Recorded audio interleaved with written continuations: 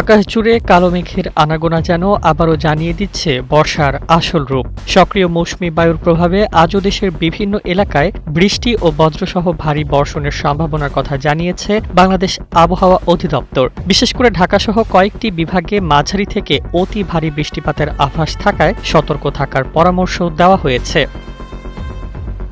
আজ মঙ্গলবার সকাল ৯টা থেকে পরবর্তী ২৪ ঘন্টার আবহাওয়ার পূর্বাভাসে বলা হয়েছে, রংপুর, ময়মনসিংহ, খুলনা, বরিশাল, চট্টগ্রাম ও সিলেট বিভাগের অনেক জায়গায় এবং ঢাকা ও রাজশাহী বিভাগের কিছু কিছু এলাকায় দমকা বা ঝোড়ো হাওয়ার সঙ্গে বৃষ্টি কিংবা বজ্রসহ বৃষ্টি হতে পারে। কোথাও কোথাও মাঝারি ধরনের ভারী থেকে অতি ভারী বর্ষণেরও সম্ভাবনা রয়েছে।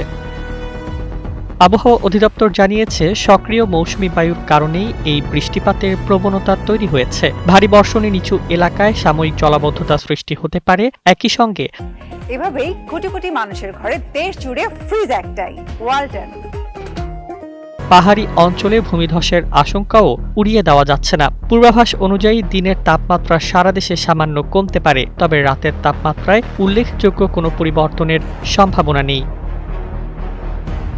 এদিকে বজ্রপাতের সময় খোলা মাঠ, নদী, খাল, জলাশয়, উঁচু গাছ কিংবা বৈদ্যুতিক খুঁটির নিচে অবস্থান না করার পরামর্শ দিয়েছেন আবহাওয়াবিদরা। নিরাপদ স্থানে আশ্রয় নেওয়ারও আহ্বান জানানো হয়েছে। অন্যদিকে বাংলাদেশ পানি উন্নয়ন বোর্ডের বন্যা পূর্বাভাস ও সতর্কীকরণ কেন্দ্র জানিয়েছে, দেশের বিভিন্ন এলাকায় ভারী বৃষ্টিপাত এবং ভারতের উজানে টানা বর্ষণের কারণে কয়েকটি নদ নদীর পানি বাড়ছে। এতে উত্তর, উত্তর পূর্ব ও দক্ষিণ পূর্বাঞ্চলের কয়েকটি জেলায় বন্যার ঝুঁকিতে পড়তে পারে। তাই সর্বশেষ আবহাওয়া পূর্বাভাস ও সতর্কবার্তা অনুসরণ করার পরামর্শ দিয়েছে সংশ্লিষ্ট কর্তৃপক্ষ। Desk report, Bangladesh bulletin.